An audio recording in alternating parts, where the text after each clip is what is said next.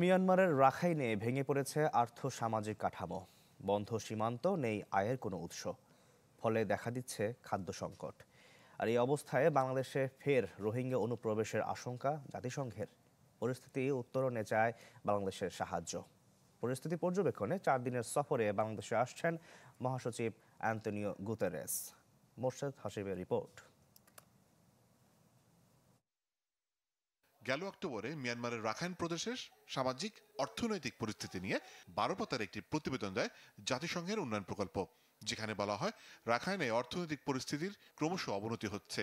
আন্তর্জাতিক ও অভ্যন্তরীণ সীমান্ত বন্ধ থাকায় আয় রোজগার বন্ধ স্থানীয়দের।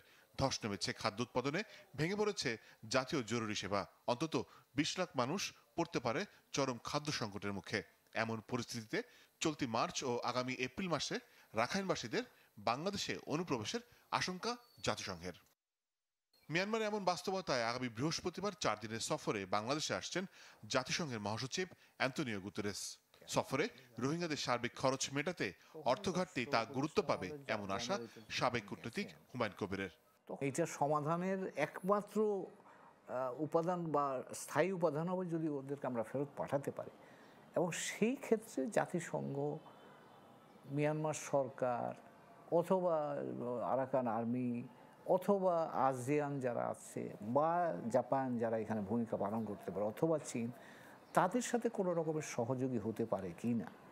13 মার্চ বিকেলে ঢাকা পৌঁছে পরদিন পররাষ্ট্র ও প্রধান উপদেষ্টার সাথে দ্বিপাক্ষিক বৈঠক শেষ করে যাবেন কক্সবাজার রোহিঙ্গা ক্যাম্পে।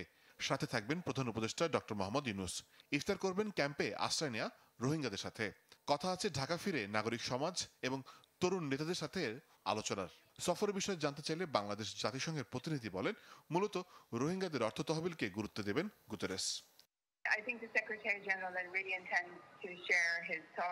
রোহিঙ্গাদের সাথে কথা বলার পাশাপাশি আন্তর্জাতিক সম্প্রদায়ের সাথে কথা বলবেন মহাসচিব। প্রয়োজন অনুযায়ী অর্থ ঘাটতি মেটাতে সকলকে আহ্বান জানাবেন। নতুন বাংলাদেশের যে কোনো প্রয়োজনে পাশে থাকার কথাও বলবেন তিনি।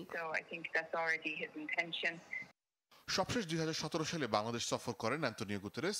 এবার মূলত বাংলাদেশের আমন্ত্রণেই সফরে আসছেন তিনি। মোর্শেদ হাসিব, চ্যানেল 24, ঢাকা।